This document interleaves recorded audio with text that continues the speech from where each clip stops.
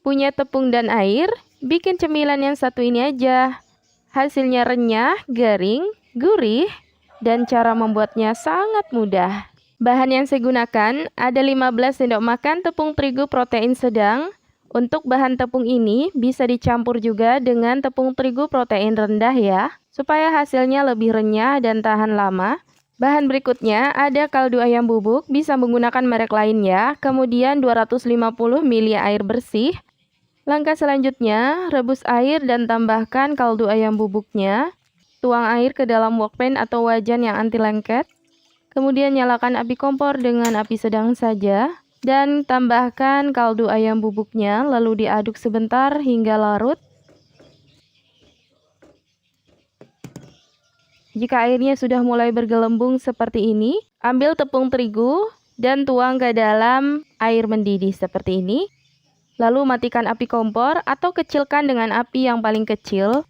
Aduk tepung terigu hingga tercampur ke dalam air. Nah, jika sudah seperti ini, adonannya sudah mulai berat. Adonan bisa dipindahkan ke wadah yang lain. Ini saya pindahkan ke wadah mangkok tepung tadi ya. Kemudian lanjut diuleni menggunakan tangan langsung seperti ini. Jangan lupa cuci tangan dulu ya sebelum menguleni. Dan kita uleni adonannya hingga adonannya lembut dan kalis seperti ini. Jadi sudah tidak ada adonan yang bergerindil lagi.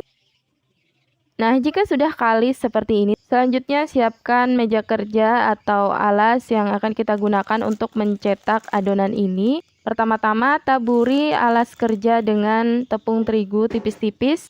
Lalu ambil sejumput adonan, kemudian dipelintir-pelintir seperti ini atau dipipihkan ya, dibentuk seperti dalam video. Kemudian digulung-gulung menggunakan kedua telapak tangan seperti ini. Lakukan caranya seperti dalam video, dan lakukan cara ini hingga semua adonan selesai dibentuk. Jika taburan tepung sudah mulai menipis di meja kerja atau di alat kerja kita, bisa kita taburi kembali supaya adonan tepungnya tidak lengket di meja kerja ya teman-teman, dan tidak lengket satu sama lain antara satu adonan dengan adonan yang lain ya. Oke, jika adonan sudah selesai semua dibentuk seperti ini, kita langsung saja siapkan wajan dan minyak goreng secukupnya di atas kompor. Lalu kita panaskan dengan api sedang saja. Dan sebelum dimasukkan adonannya, kita pastikan minyak benar-benar panas ya. Dan jika minyaknya sudah benar-benar panas, langsung tuangkan saja adonan ke dalam minyak goreng.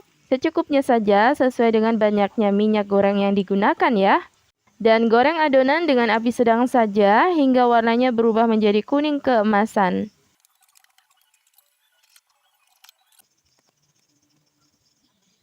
Nah, jika warnanya sudah mulai kuning keemasan seperti ini, besarkan api kompor dan kita masak kurang lebih selama 10 detik sambil terus diaduk-aduk saja seperti ini. Ini tujuannya supaya gorengan tidak menyerap banyak minyak ya. Sebelum kita tiriskan, kita besarkan dulu api kompornya selama beberapa detik saja, lalu angkat dan tiriskan. Dan ini dia sudah jadi ya, dan ini kita tiriskan dulu. Kemudian kita lanjut menggoreng sisa adonan yang belum digoreng. Lakukan proses menggorengnya sama seperti di awal hingga semua adonan selesai digoreng ya. Panaskan minyak dengan api sedang saja hingga benar-benar panas, lalu tuangkan adonan ke dalam minyak panas ini. Kita pisah-pisahkan satu sama lain supaya tidak berkerumul.